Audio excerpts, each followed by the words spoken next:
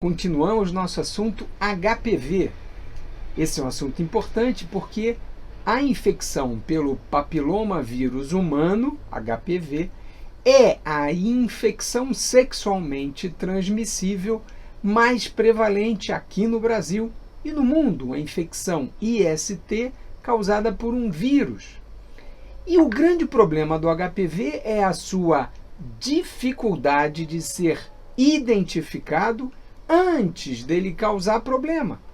Então, para você que faz exames para as ISTs, aquele exame de sangue, e acha que ali vai ter um painel de todos os possíveis germes que são transmitidos, veiculados pelo contato sexual, lê do engano. O HPV não aparece nesse tipo de exame. Portanto, essas informações que a gente está discutindo aqui são valiosas principalmente para as pessoas que nunca tiveram a oportunidade de conversar com um médico sobre assunto de tamanha relevância. Então acompanhe aqui com a gente, vem descobrir esse universo relacionado às infecções pelo HPV.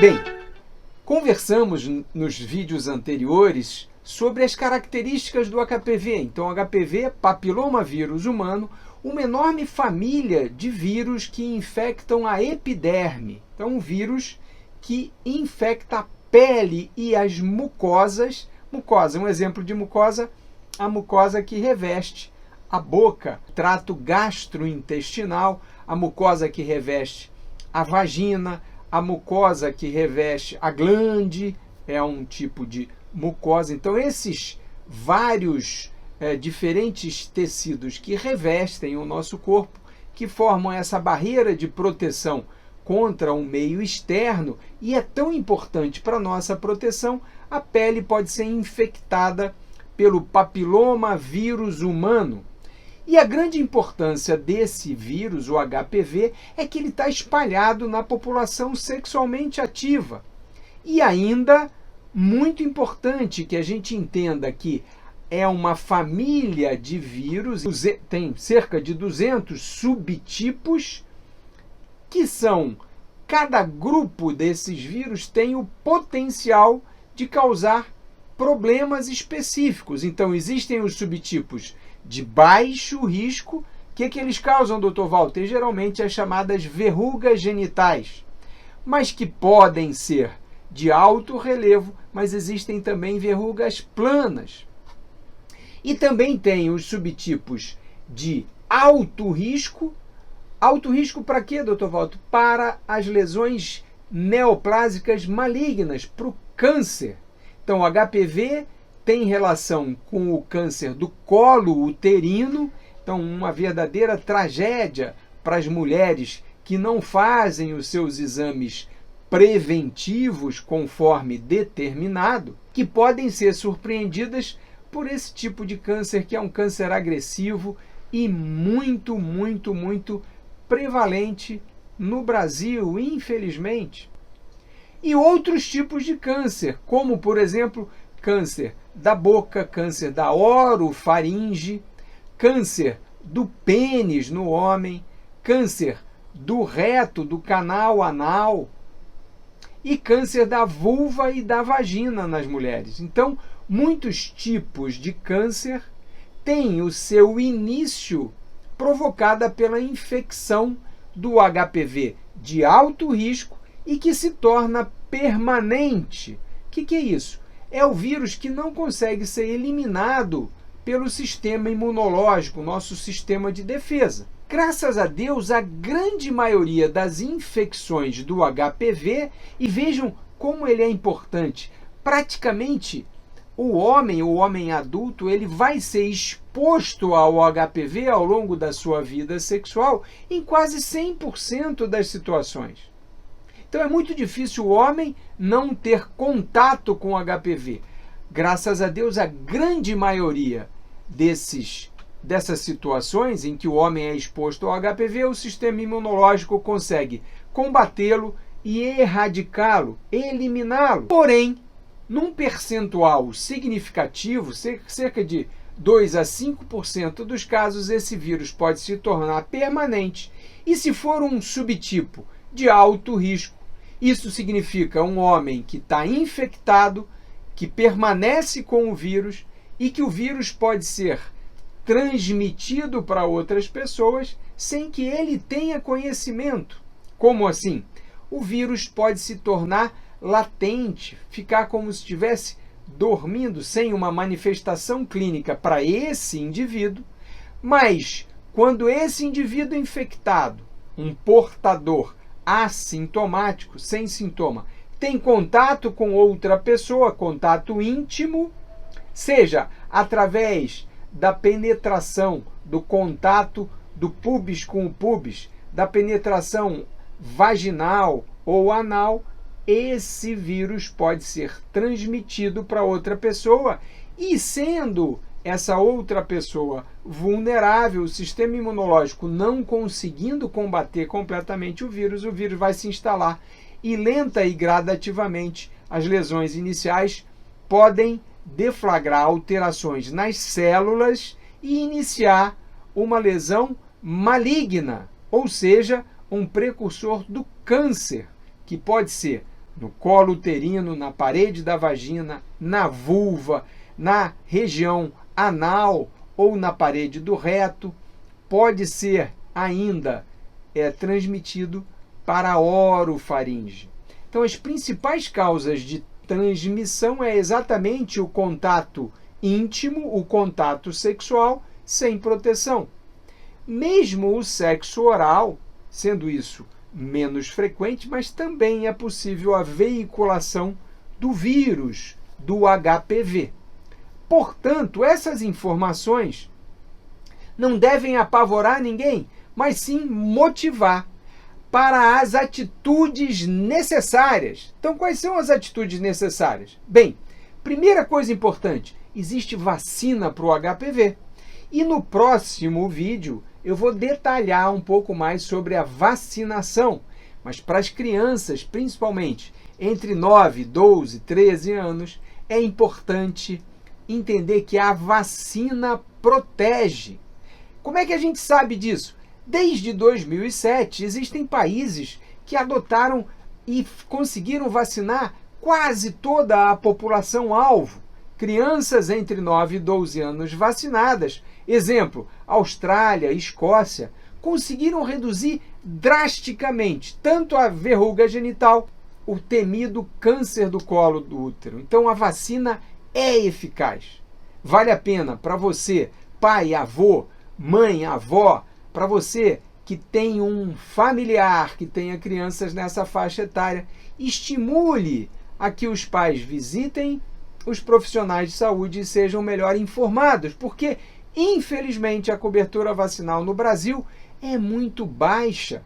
Estatísticas de 2022 mostram que apenas metade das meninas fizeram a segunda dose da vacina e menos de 1/4 dos homens, ou cerca de 1/4 dos homens, 25% é que conseguiram fazer a segunda dose. O que motivou, inclusive, uma mudança de estratégia aí que eu vou mencionar.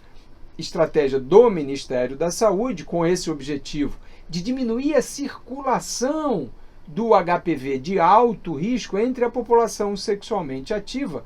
Uma mudança de estratégia para tentar aumentar essa cobertura vacinal. Isso vai ser assunto do próximo vídeo.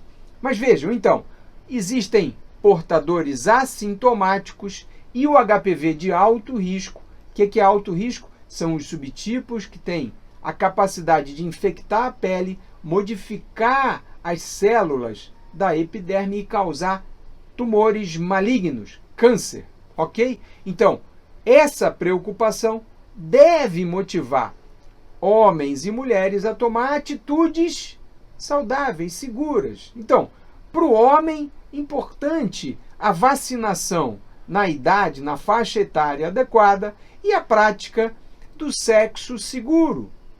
A presença, a oportunidade e a possibilidade de contrair o HPV é proporcional ao número de parcerias, pessoas diferentes que tiveram o contato íntimo e que se expuseram a essa troca sem nenhuma proteção. Tem gente que fala, doutor Walter, mas eu li que o preservativo não é uma proteção de 100% contra o HPV. É fato, é verdade. Porque parte da região genital, a base do pênis e a bolsa escrotal e o púbis não ficam protegidos pela membrana do preservativo. Porém, os estudos mostram que o uso diminui sim a transmissibilidade do HPV. Então, vale a pena utilizar, até porque outras ISTs são prevenidas com o uso do preservativo.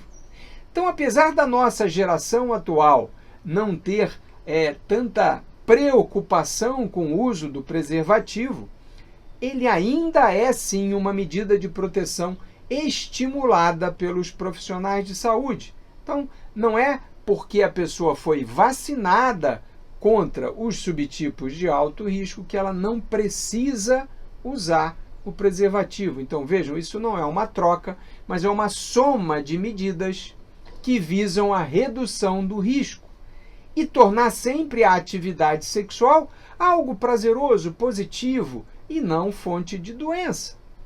Para as mulheres, o que é muito importante? A mulher não tem a vantagem do homem de poder analisar a região genital, identificar problema e ir ao médico.